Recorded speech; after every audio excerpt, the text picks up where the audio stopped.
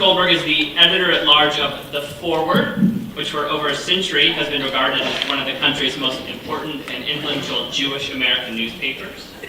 He previously served as the editor-in-chief from 2000 to 2007. After enrolling in McGill University in 1968, he became active in left-wing student Jewish causes in US and Canada, including the Radical Zionist Alliance and the North American Jewish Students Network. Mr. Goldberg earned his Bachelor of Arts in Jewish Studies and Islamic Studies in 1972, and then spent much of the remaining decade living and working in Israel. In 1985, he earned a master's degree in journalism at Columbia University. Over his 30-year career in journalism, he has written a nationally syndicated column for Jewish weekly newspapers, served as the U.S. bureau chief for the Israeli news magazine Jerusalem Report, and worked in an editorial capacity for such publications as The Jewish Week, the labor Zionist magazine Jewish Frontier, and Home News of New Brunswick, New Jersey, among others. He's also served in a variety of capacities in organizations dedicated to the kibbutz movement, which establishes rural socialist communities throughout Israel. He was a founding member of the kibbutz Gezer near Tel Aviv, where he served a term as the Secretary General. He's also served in the Israeli Border Patrol Civil Guard. He's the author of Jewish Power, Inside the American Jewish Establishment, published in 1996, as well as Builders and Dreamers in 1993, and The Jewish Americans in 1992. Please join me in welcoming him.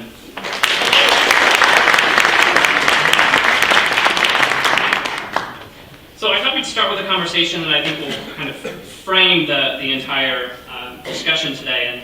And that's, so Miller started writing plays in 1938. I think his last play, Finishing the Picture, was in 2004. And kind of something that, one of the central questions about his entire body of work and about his life is whether or not Miller was a Jewish writer or a writer who happened to be Jewish. And so I'm interested in hearing your thoughts on that relationship and maybe some of the expectations and what goes into talking about a artist and their identity. I think most writers who are Jewish want to think of themselves primarily as writers and not have their work defined and narrowed by their ethnic or religious identity. There are some who specialize, Chaim Potok, Meyer Levin. There are occasionally those like Philip Roth who spend their life writing about themes that involve Jewish identity, but think of themselves as writing for the larger world. Saul Bellow, Bernard Malamud. They don't want to be circumscribed and defined and limited, and they frequently resent it. Miller, many people are surprised when they hear that he was Jewish. He was, by and large, not at all concerned with specifically Jewish themes. You could say that the death of a salesman, here and there, that there were themes that reflected his Jewish upbringing in some of his work. But for the most part, he was just a writer who happened to be Jewish, and I think that's the way he wanted it to be. Yeah, he actually, at one point he said, when he was a student, he said he wanted to kind of identify with the larger humanity and not be, in his words, identified with a kind of a small tribal faction of it. So I think, interesting, so many people may not know that Miller was Jewish, and actually many people may not know that he actually wrote a novel.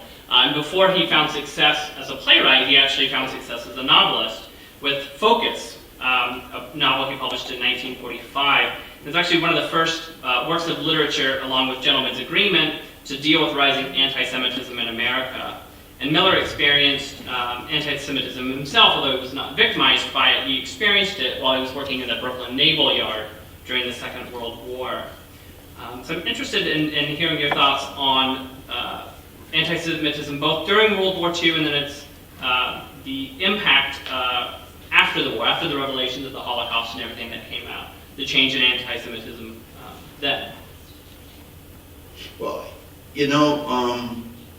historians have a term they call presentism, which is the mistaken attempt to understand the past through the lens of the present, without taking into account the very different circumstances that people lived in at the time they were doing what you're studying.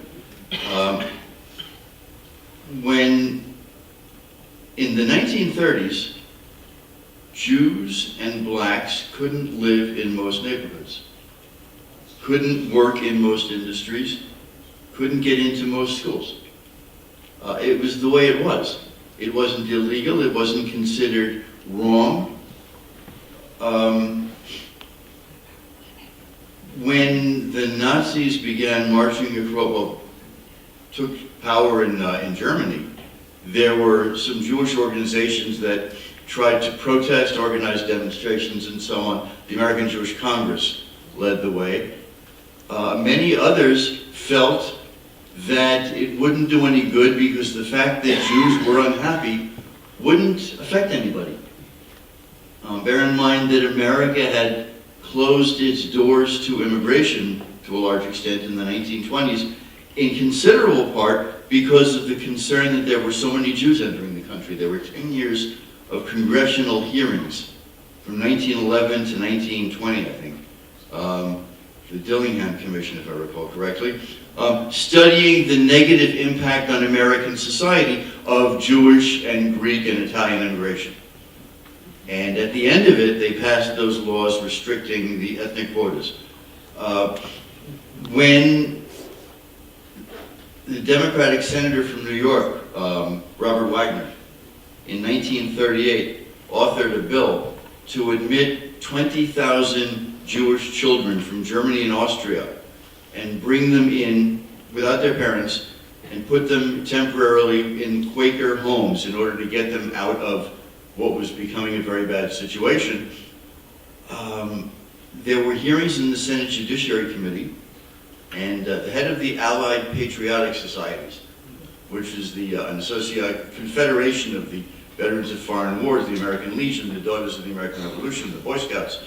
It's a coalition of all these organizations. He testified before the Judiciary Committee, and he said, and the quote sticks with me, "Gentlemen, this looks like a bill to help refugees, but in fact it's designed to help Jews." And the bill died. Senate would not pass a bill like that. There were 50 or 60 other bills at the time before the Senate to restrict immigration further. During the war, at the height of the war, the Gallup polls showed that 3/4 of Americans thought Jews had too much power in America, and 1/4 of Americans thought Jews were a threat to America. So the idea that America was a place where you weren't likely to get hunted down by a mob and killed. That was a blessing.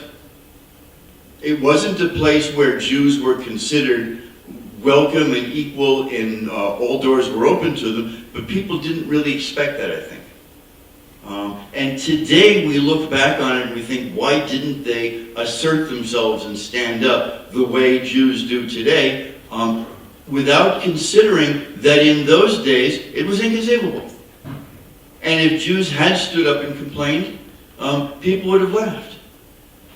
There was a point where, I think it was Eleanor Roosevelt, went to her husband, the guy in charge of visas, the Assistant Secretary of State, Breckinridge Long, an old friend of the Roosevelt family, was an open anti-Semite. It wasn't a secret. He didn't want more Jews coming to America. He thought it was bad for the country. She asked him how he could have a person like that in charge of visas at a time like this. He said, what can I nail him on, that he's anti-Semitic? There's nothing wrong with that. There's no law against it.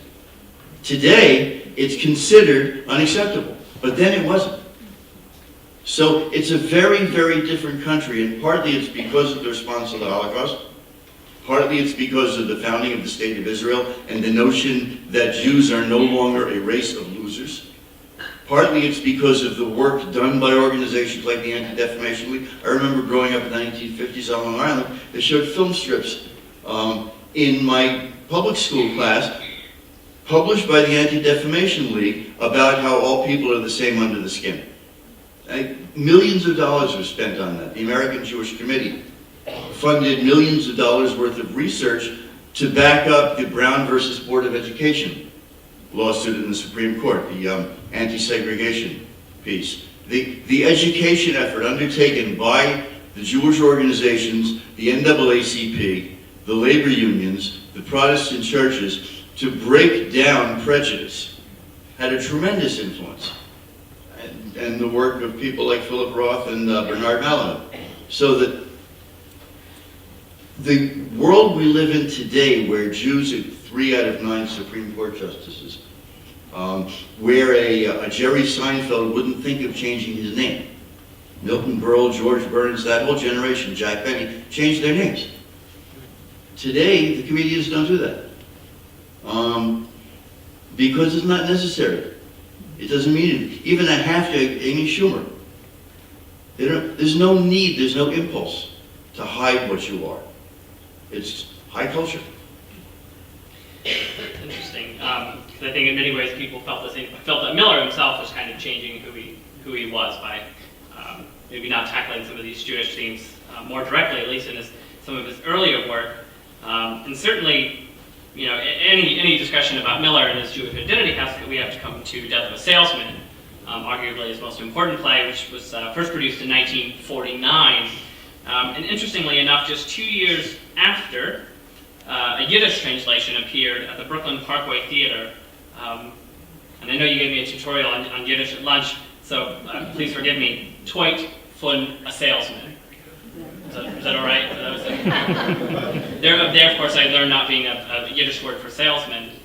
And George Ross, who was a critic at the time, interestingly enough, remarked that he felt watching the Yiddish version of Death of a Salesman he was watching it in its original language, and that the Broadway version was simply Miller's translation into English. The Broadway production that was happening just across the East River was a translation. And the new Yiddish rep actually just opened Toit von a Salesman just 10 days ago, and it was covered in the foreword. And so I'm interested in maybe talking a little bit about the relationship between Yiddish, the language, which seems so central to at least the early Jewish American experience, and American Jews today. How is that history of change? How is the language maybe a political identity as well as a cultural and ethnic identity as well? Well, it's a very large topic. I have to start off by saying one of the reasons I went to McGill University in Montreal was because I wanted to learn Yiddish. And it had, in 1968, one of the few decent Yiddish departments. And Montreal had a much more recent Jewish community than New York or Washington, where I grew up. And I understood that it was a place where Yiddish was actually spoken on the street. What I didn't take into account was that the introductory Yiddish class would be full of kids taking it for the easy A because they already knew the language. So I was lost the first week. My Yiddish is terrible. I will tell you also that there was a meeting that I attended in my student years of the World Jewish Congress Executive Committee. Delegates from Argentina, from Brazil, from South Africa, from Iran even, this is 1970, I think, come together for the World Jewish Congress, which is an ongoing organization. And there was a meeting, a side meeting of the Youth Caucus. And so there were students there from Argentina, Brazil, France, Spain, Italy, Germany, Holland. The common language that everybody spoke was Yiddish. However, there was somebody else there who was a student of Yiddish at McGill who would translate, because a word like salesman, there are Yiddish words for salesman, but Yiddish in each country has been infected, you might say, with the local language. So that the Yiddish they speak in Argentina and the Yiddish they speak in Germany are not necessarily mutually comprehensible. And in fact, so Mindy Spiegel was sitting there giving simultaneous translation from Argentinian Yiddish and German Yiddish and so on into standard Yiddish so everybody could understand. It was a very weird experience. Especially many people divided by a common tongue, right? Exactly. So the foreword, came out, started in 1897 as an offshoot of the Socialist Party of Eugene Debs. whose Yes. protege, Bernie Sanders, is now running for president. And they didn't know each other.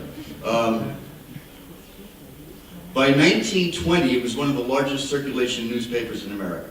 It was the first newspaper in America to publish print editions in numerous cities each day. We sent over the telegraph wires and printed. We had plants in Los Angeles and Rochester and so on. And a radio station. I think two, actually. I think there was one in Chicago. And there was a constant inflow of people who spoke the language, for whom it was their first language, who got their news from the forward. The first copy of the forward in 1897, the front page news was the blowing up of the USS Maine. Started the Spanish-American War. It was about a copper workers' strike, I think, in Chile. It was the news of the world in the language that you read. It wasn't about the Jews.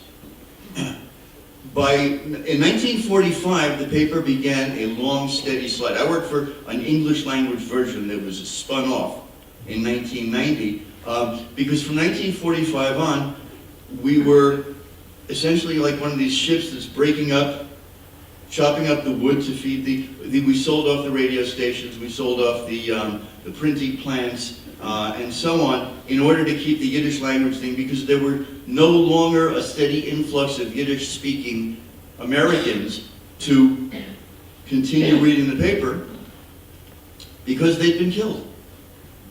The heartland of the Yiddish-speaking world was massacred in World War II. There is still a large population, 250,000 Americans claim Yiddish as their first language, but most of them wouldn't read the forward. They read ultra-Orthodox newspapers published in Brooklyn. Although our typesetters tend to be Hasidic. So the Yiddish language version is sort of a museum piece. And it's published, it's mainly read by students who are taking Yiddish like I did, and professors and intellectuals, and a small trickle of Jews from Moldova, from Kishinev, from the one republic in the former Soviet Union where Yiddish is still spoken on the street. 5 generations after the Great Immigration, my grandfather came here before World War I. There are, my sister has grandchildren. My kids are too young. So we're really 5 generations after the immigration, and Yiddish is no longer even a memory. Yiddish language jokes, Yiddish accent jokes don't work anymore. The kids don't laugh at it. It's not their association. Moreover, roughly half of the Jews in America who are under the age of 30 have only one Jewish parent. Intermarriage, interfaith marriage, has had a completely surprising impact on the nature of American Jewish identity. 20, 30 years ago, when the studies first began coming out, that a huge percentage of American Jews were marrying non-Jews, it was assumed that that was the end of the Jewish people. That it would remain essentially a small core of ultra-Orthodox Jews who were not getting intermarried. And when they surveyed people who were in fact marrying non-Jews and asked them, how are you going to raise your children? 25 to 30% said they'd raise them in the Jewish faith. Another 20% said Christian. 50% said none or both. 25 to 30%. Today, in the last 2 years, they've done a number of surveys of adult children of intermarriage. Americans with one Jewish parent, 60% say they are Jewish. In other words, the parents who didn't intend for their kids to be Jewish, it failed. The kids are growing up Jewish, but they are Jews who have no associations of otherness. I grew up in a family where there was us and there was the world. These kids grow up in a family where half of their family's Jewish and half of their family's not. They may or may not have a Christmas tree, but they certainly go to their relatives' Christmas celebrations just as their relatives come to their Passover Seder. So Yiddish is no longer even a cultural icon. And the fear that is described in this play, which I think for Miller in the 1990s when he wrote this, was a very real memory of what it means to be Jewish. For today's young Jews, they don't even get it. I mean, like I say, there's 3 Jews on the Supreme Court. A quarter of the Democrats in the Senate are Jewish. It's no big deal. And as you mentioned, Amy Schumer and Jerry Seinfeld and Jon Stewart are also a lot of really... Right. Jon Stewart did change his name mainly because he didn't like his father, who had left when he was 10. But you couldn't watch 2 shows in a row without knowing that he's Jewish. So moving through Miller's body of work, we come to 1953 and The Crucible, which is, I'm sure many of us can remember back to high school English. It's Miller's allegory. So it's set in the Salem witch trials, but it's his allegory for the Red Scare and Mccarthyism, which, like the anti-Semitism during World War II, Miller himself was a victim of. He was called before HUAC in 1956. House Un-American Activities Committee. Yeah. Should be super titled. Yes. The House of Un-American Activities Committee in 1956, where he famously refused to give names, and of course we know his longtime colleague Elia Kazan did, and that certainly caused a rift in their relationship. So I'm interested to examine this a little bit. Is it fair to say that if there was an anti-Semitic subtext to McCarthyism, or a perceived anti-Semitic subtext to McCarthyism? There was a perceived anti-Semitic subtext to McCarthyism. In fact, the Anti-Defamation League worked with McCarthy's staff at his request to try and remove any appearance of anti-Semitism because they didn't want it to be about that. They wanted it to be about communism. The fact that a huge proportion of American communists happened to be Jewish was not really on their screen. His chief counsel, Roy Cohn, sat by his side all through the hearings. It was not simply because Roy Cohn was the most talented lawyer he could find. It was also because it was sending a message. We're not aiming at Jews as Jews. Now, for the Jewish communists and for many Jewish liberals, there was a sense that it must, bear in mind, conservatism, the political right, was the home of anti-Semitism going back to the 1600s when politics emerged as we know it today. It was always the left that stood up and defended Jewish rights. It was Napoleon, the revolutionary, who freed the Jews of France from the ghetto. The first election in America, the first presidential election, in which there was an organized effort to get the Jews away from the Democrats, was in 1800, Thomas Jefferson. The Federalists ran a campaign accusing Jefferson of being an enemy of God.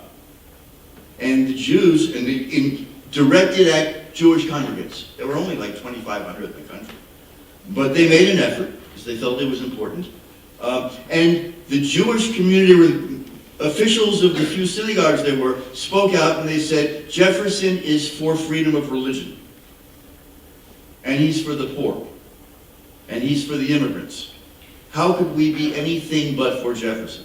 And that's been the tradition pretty much straight through. People talk about the revolutionaries coming from Russia, about Roosevelt. It goes back to Thomas Jefferson. So McCarthy had something to prove. And he tried to prove it. Bear in mind, when the Rosenbergs were put on trial for espionage, the judge and the prosecutor were Jewish. Again, not an accident. They wanted to, and there was no wave of popular anti-Semitism that followed it. There was no uprising of people saying, aha, see the Jews. I think there was an awareness that they were Jewish. But there was also a sense that this didn't smear or characterize all Jews. It was also the period, by the way, when Philip Roth and Bernard Malamud and Saul Bellow were becoming the darlings of American literature, writing about Jews. And this notion of Jewish experience is a universal experience. You don't have to be Jewish, not just to love Levi's Rye, but also to love Philip Roth's novels. It tells you something about yourself, even if you're not Jewish. And so at the same time that McCarthy was doing what he was doing, America was falling in love with Jews. And of course, we've seen within the last year or so, there's been a kind of a big, you might say, campaign by the American right to court the Jewish constituents again over the Iran nuclear deal, and other complexes. Could you just maybe give a little bit of insight into that, to those developments? The Republicans have been predicting every 4 years since 1972 that this is the year the Jews will switch to the Republican Party. Never works. They had Philip back in 1938. Always with great fanfare, always with million-dollar campaigns. See, the Democrats have betrayed you. Doesn't work. Prime Minister Netanyahu has really changed the rules of the game. Because it used to be that the issues that Jews cared about, whether it's abortion rights. By the way, we say that we're united around Israel, but abortion is divisive. So the Jewish organizations are very involved in Israel, but keep away from things like abortion. You do public opinion polls among Jews. It's 50-50 whether or not you support the Israeli government or not. The plurality of American Jews, the majority of those who have opinions, are against settlements and in favor of a two-state solution. Whereas 90% of American Jews are in favor of abortion rights, freedom of choice for women. 90% are in favor of equality for gays. Those are the issues that unite American Jews, but those are the issues that the Jewish organizations keep away from, because really for the last generation or two, the Jewish organizations have been devoted to defending Israel. So it used to be done as a bipartisan effort. Bibi doesn't like Democrats. Grew up here, he knows them well, profoundly mistrusts them. He's heavily funded by Sheldon Adelson. And so the association of Jewish political activism with the Republicans has, I don't think anybody's willing to predict right now what's going to come out of that, but it's a little scary. So we mentioned uniting around the state of Israel. So that moves me to my next question, which is to further Miller's career. In 1968, he wrote The Price, and many scholars point to the character of Solomon Gregory, who was an octogenarian furniture dealer who comes in to arbitrate between these two brothers who are trying to settle their father's estate. Many scholars point to Gregory Solomon as Miller's first unmistakably and explicitly Jewish character. And a few years before he had written The Price, Miller in an interview had said how much he was impacted by the establishment of Israel. So I'm just wondering if you could talk a little bit about that change that may have happened in the American Jewish community in 1948 with the establishment of Israel. Well, the surveys that we have show that as much as there are people who remember 48, the founding of Israel, as a transformative moment, it didn't spread very widely among American Jews. I think there was, to some extent, a sense of disbelief. To some extent, the enterprise of entry into American society after the shock of World War II, the work of the Anti-Defamation League, the election of Bess Meyerson, Hank Greenberg coming back from the war and becoming this miracle worker after not playing for you. That was the American Jewish experience in 1948. In 1967, the relationship of American Jews and Israel changed completely. The experience, not even the 6-day war in which Israel defeated, 5 Arab armies in the space of 6 days and ended up 2.5 times larger than it had been the day before. It was the 3 weeks beforehand when Israel was surrounded, blockaded, The rest of the world was not coming to its assistance, was trying to be neutral, and the Egyptian president Nasser and the Syrian president Assad, and they were all threatening to drive the Jews into the sea, to kill them all. And there was the sense of, oh my God, this could happen again. It could be another Holocaust. In fact, the sense that we have today that Israel is terribly vulnerable, despite the fact that it hasn't lost a war since it's never lost a war. We remember the 3 weeks before the Six-Day War better than we remember the war. We're more struck by the sense of vulnerability than by the triumph that followed. By the fact that, in fact, Israel was not vulnerable. We're very afraid for Israel, even though and that's why I've been writing about this a lot over the last few years, the disconnect between what the Israeli government tells American Jews and the American government, and what the Israeli military leadership tells the Israeli government. Because when they come, we're about to be destroyed. The Iranians, the Palestinians, they could sweep us into the sea. And the Israeli army goes to the government and says, this is kind of insulting. We're actually very good at what we do. And we're fine. The country's going to be fine. So the 1967 war was traumatic. And it had two impacts. One was to rally Jews all over the country to a sense of identification with Israel, to a sort of a false memory that they'd been that way since 48.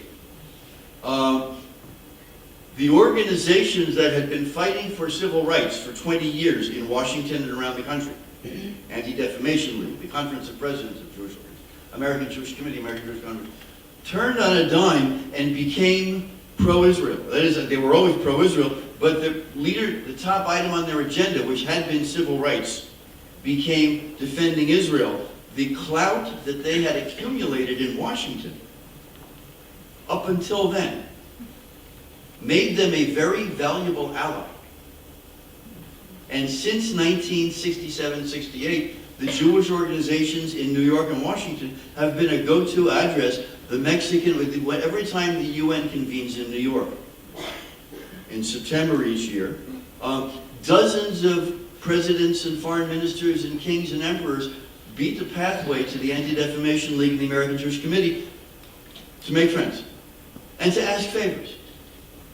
Can you speak up for us in Washington? And yeah, we'll do that if you stop the boycott of Israel or whatever's on the agenda now. So it transformed Jewish political influence. It transformed the sense of identity. It also put the truly unifying political beliefs, values of most American Jews on the back burner. And American Jews have been educated ever since then to understand that civil rights, women's rights, reproductive rights, has nothing to do with Judaism.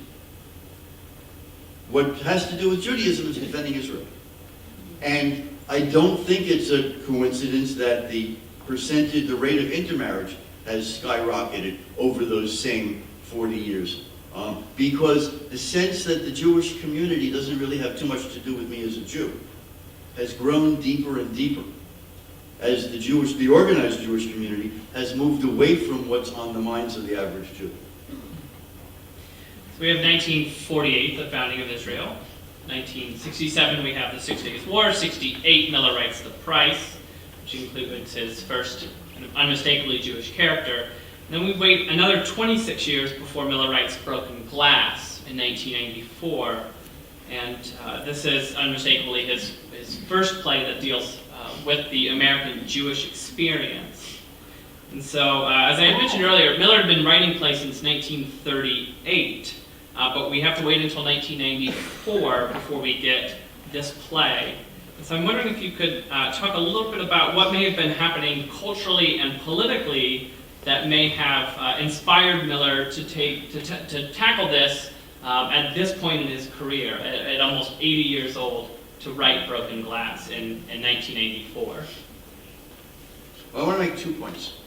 The first one is that when I talked about 1967-68, in addition to the kind of the Israelification of the Jewish advocacy network that operates out of New York and Washington, in 1968, there was a book published that was a smash bestseller called While 6 Million Died. It accused the Roosevelt administration of turning its back on the Jews of Europe. And then another book followed a few years later called The Abandonment of the Jews, which went into greater detail about it.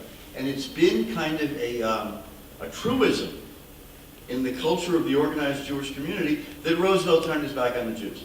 As I said earlier, Roosevelt felt there wasn't much that he could do other than win the war. When you ask, what did Franklin Roosevelt do for the Jews of, to protect the Jews from Nazis, other than defeating Adolf Hitler, what would you like? Now, there was a history within the Roosevelt administration of the battle, which ultimately the Jewish advocates won. The final solution was adopted in 1942, January 1942 at the Wannsee Conference. Word got out in August of 42. The World Jewish Congress representative in Geneva got word, sent it to the head of the American Jewish Congress, Stephen Wise, who went to Roosevelt in August. And he said, this is what the Nazis are planning. Roosevelt told the State Department to verify. Is this what's going on? They came back just before Thanksgiving and said yes. Took them September and October and most of November to get the information. They came back and said, this is what the Nazis are trying to do. Kill all the Jews they can get their hands on. Roosevelt issued a statement that he asked Rabbi Wise to read from the front porch of the White House. And from then until the end of the war in Europe in May of 45, 28 months. During the first 14 months, there was a battle within the administration over whether America had to do something special for the Jews. In January of 44, the Jews won. Henry Morgenthau, the Secretary of Treasury, convinced Roosevelt to set up what's called the War Relief Board, I think? War Refugee Board. They saved about 250,000 lives in the remaining 14 months. They were able to save about 250,000 lives using the resources. If the War Refugee Board had been set up as soon as they had the information in November of 42, the number might have been doubled. Hitler might have killed 5.5 million Jews instead of 6 million Jews. Maybe it would have been more than double. Maybe he would have killed 5 million Jews. It still would have been one of the worst events in human history, because the only thing that could save the Jews was to win the war. Now, in 1983, I'm jumping around here. The book, While 6 Million Died, came out. Then The Abandonment of the Jews, I think 76, by a religious Protestant author, David. Right. He wrote What? Paper Walls before Right. that. A very strange book because it documents chapter by chapter what could have been done. In the introduction, he explains how anti-Semitic Americans were at the time. And then he says, before going into all the details of the book, however, it's inconceivable that if the case had been made more strongly, Americans wouldn't have risen to the challenge and done more for the Jews, because, after all, Americans are largely Christian, and Christianity is a religion of love. That was the basis for the entire argument.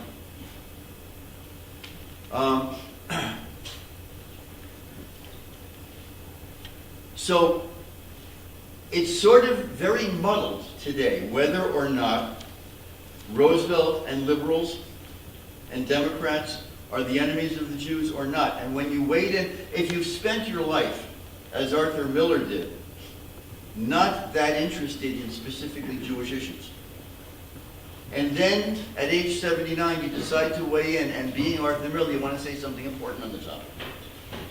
So you create something like we saw tonight. Frankly, this is what I'd like to, go to questions and answer with. I don't think he figured it out. I think he had some stuff that he picked up over the years. Where was Roosevelt? Why weren't they doing anything? He tied it in a way that I didn't understand to the psychological troubles within a particular family. But like many American Jews, he hadn't spent much time, given much thought, or absorbed much information. By the way, the Chinese Jews are gone. They disappeared into the Chinese population in the 1820s. My son has got a gap year in China right now. He's staying with a family in the city of Kunming. It's a pretty small Chinese town. I think it's like 6 million people. Small for China. Yeah. So the father of the house where he's staying, very excited, never met a Jew before. He says, I understand Jews are very smart, so I'm very excited to meet you. And my son just graduated Stuyvesant High School, where it's the Chinese kids that are smart. Out of the tens of thousands of Jews who once lived in the city of Kaifeng, not far from Shanghai, there are a couple of hundred who are still like, they look Chinese to all senses, except they have curly hair and big noses. And since the 1940s, they've been getting together once a year for a Passover Seder. But by and large, you hear something like there were Jews in China, it sticks in your mind. It goes in a play. I'm sure that people saw this play and walked out saying, oh, there's Jews in China. Because this is a play written by somebody who has strong feelings, a great deal of affection, not a whole lot of information, and hadn't spent a whole lot of time over the years thinking about the issues. And now he wants to write something important because he's an important thinker. But maybe I'm being too harsh on the guy. Well, I think with that, it's a great time to open up. It's a great segue into opening up to questions from the audience. So if you'll please raise your hand, I'll repeat the question on the microphone so that we all just get a chance to hear that. But first raise your hand, then ask the question, then you'll repeat the question. yes. And do we have any questions from Mr. Goldberg? Yes, here, please. Yes. Being a person of a certain age and not feeling particularly other, do you feel it's realistic and not naive to believe that this Pew report, that the 60% who have accepted liberal values as opposed to Israel, that we here in Fairfield County, if you read the op-eds, that all anti-Semitism and otherness has disappeared? So the question was whether Mr. Goldberg believes that... Shall we not transmit in a positive way and also the negative things to our children, our otherness, and the importance of the state of Israel? So the question was, and I apologize, please feel free to correct me if I get this wrong, but the question was the 60% or the kind of next generation of Jews that are coming up now who identify as Jewish. Because of their liberal values. Right, with their liberal values, perhaps choosing those over Israel. Do you feel that a sense of otherness has been passed on to them? And that the importance of Israel should be deflated as far as our being Jews is concerned. Mm-hmm. And should the importance of Israel be deflated as far as our being Jews is concerned? Right. And I think you mentioned also the op-eds in the local newspapers Right. that are Fairfield County. a kind of a parade of anti-Israel and sometimes anti-Semitic sentiment that's in the newspapers. Do I believe that the times are past when we no longer need to worry? Is that what you're saying?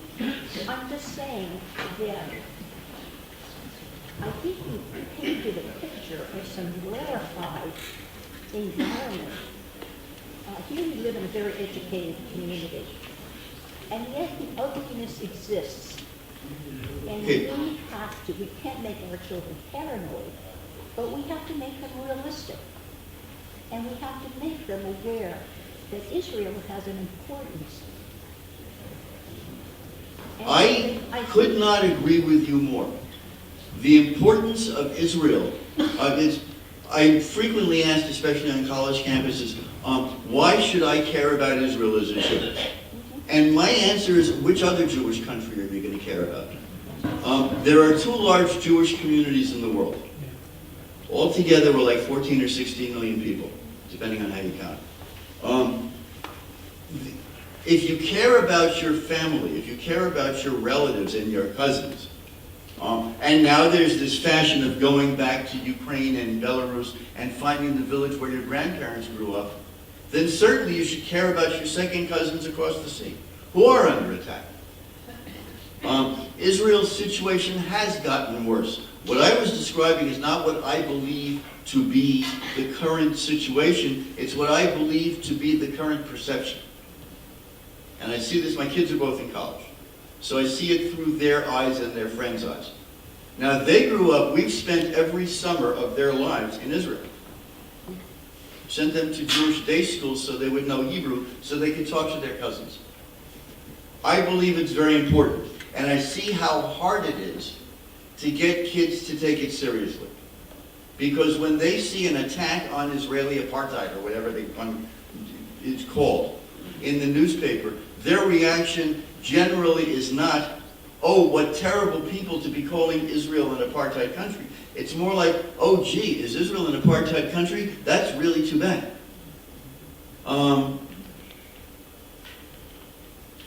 They don't, because their friends are Jewish and non-Jewish, and they don't experience any barriers.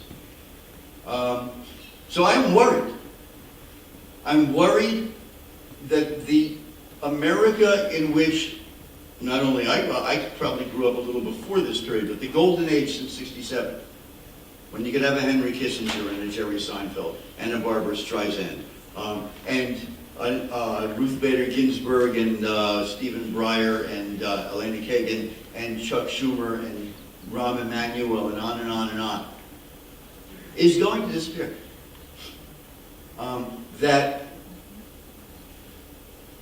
as Israel becomes unattractive, now by and large, when newspapers show an Israeli soldier shooting a Palestinian kid, it's not because they made it up.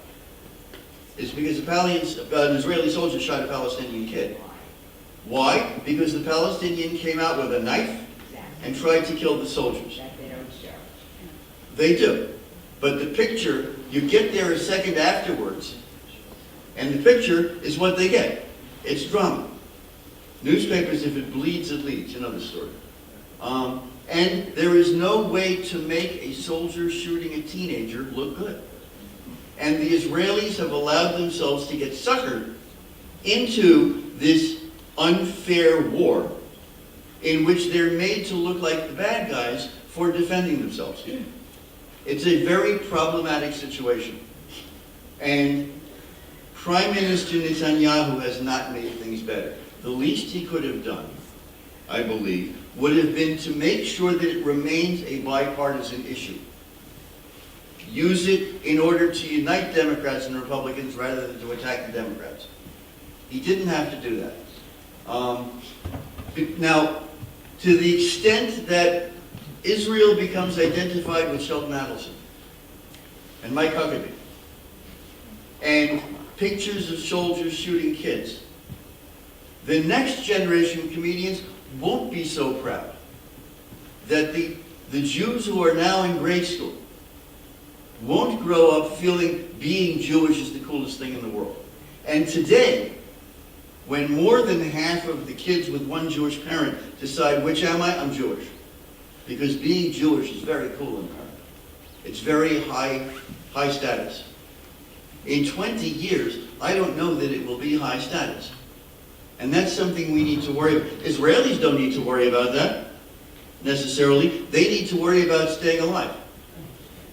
But we need to worry about it, and I don't really have the answer. I just know that your question, aren't we living in a world where the old questions are coming up in new forms?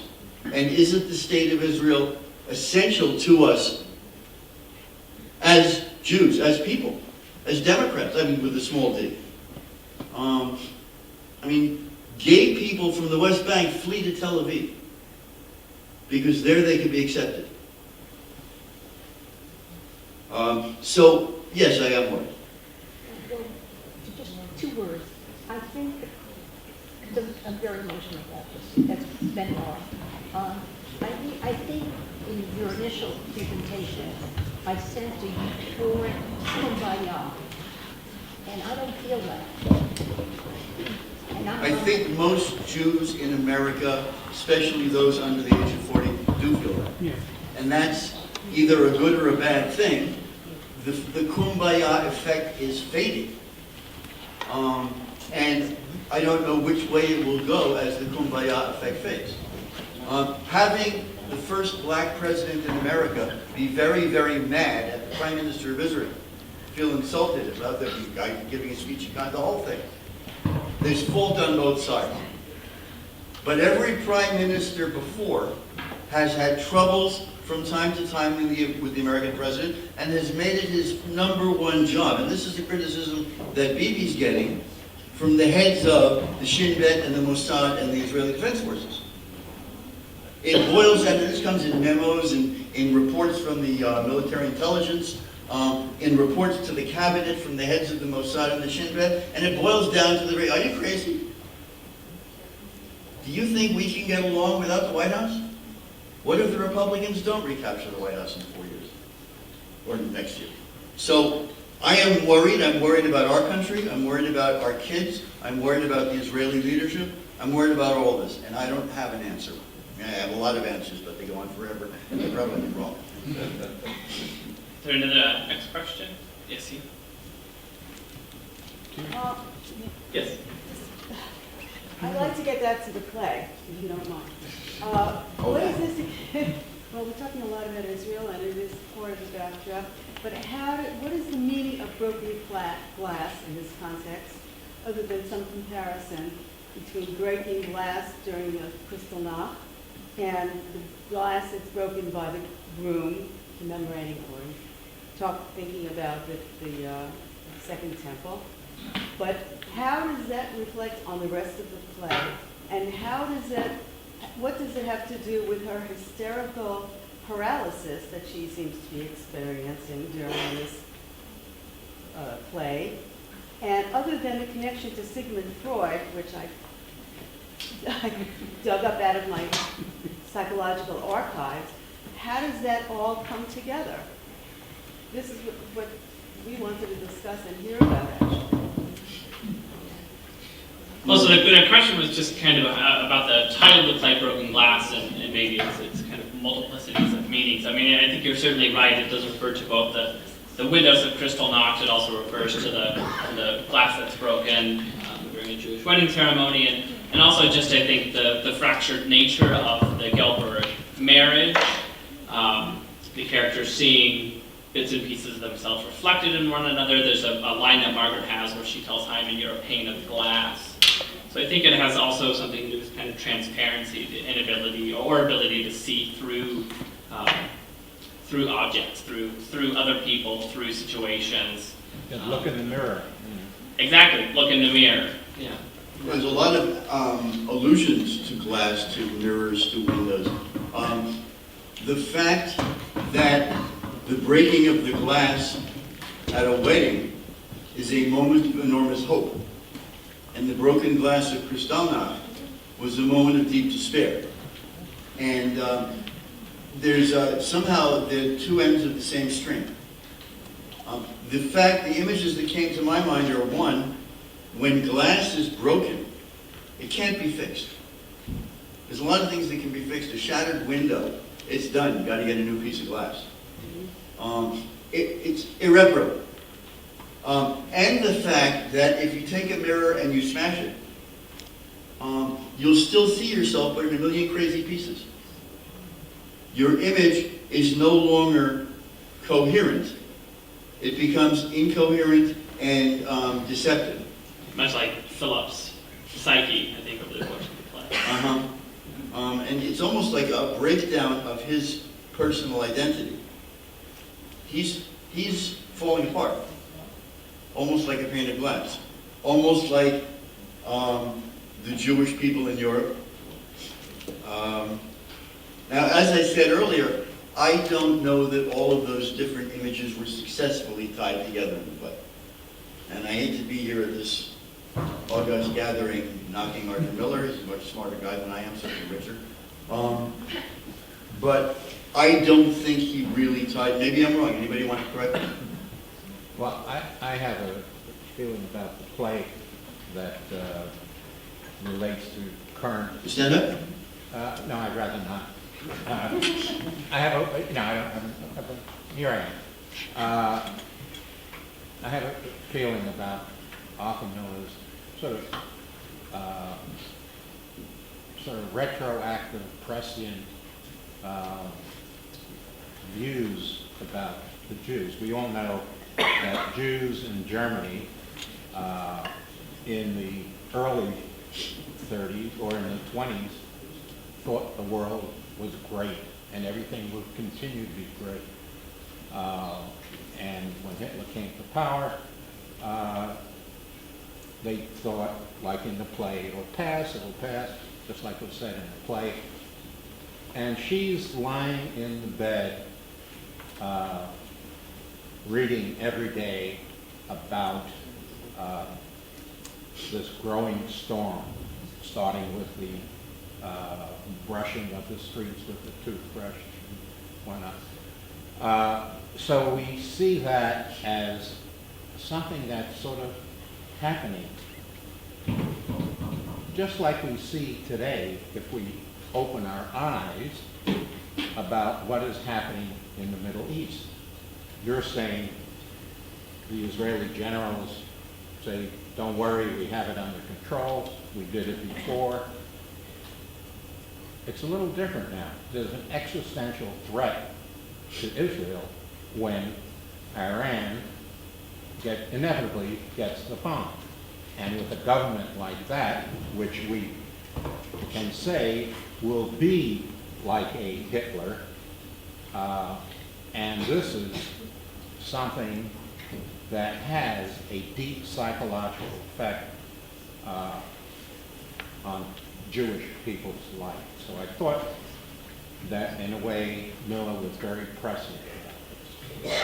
But what did the headlines from Europe have to do with the failure of their marriage? In what way did one reflect the other? I don't think it had anything to do with it. You mentioned Miller's his prescience, and I mean in '94, part of what he's responding to with this play is the genocides that were happening in Bosnia and Herzegovina and Rwanda. So I think, I mean, to use your expression, open your eyes, I think is something certainly that Miller is saying with this play, is that these events will continue to happen. We need to stay vigilant about them. Absolutely. I think we have time for maybe one more question. See down here in the front, please. I'm not sure this is a question, but I was thinking when she was working, she was saying how she loved it so much because she felt needed.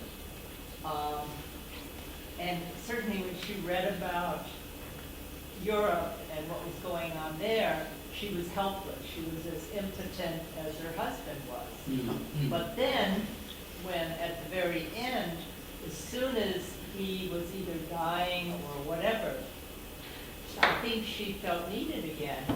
And then suddenly she wasn't impotent. She could walk, she could move. I don't know. That's just how I'm thinking of it. Her impotence reading the newspapers and her impotence and sense of not being needed when she no longer worked fed off of her husband's literal impotence, and when he essentially apparently died at the end, she regained her power. And that his impotence physically, now I'm beginning to get this, if his impotence physically was a metaphor, or maybe the metaphor for his physical impotence was his impotence in the face of his boss, and his voluntary impotence, his own abdication of any power as a Jew, his constantly running away from his Jewish identity, his ambivalence about claiming his Jewish identity. And that he disempowered her. That when they were together, his impotence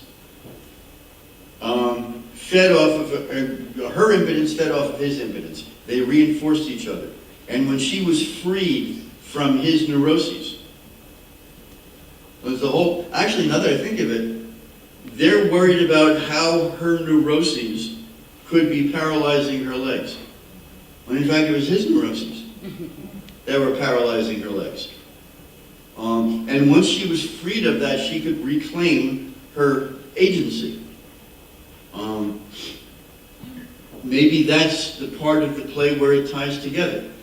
And that the ambivalence that so many of us feel about our Jewish identity, about the distinct place that Jews have,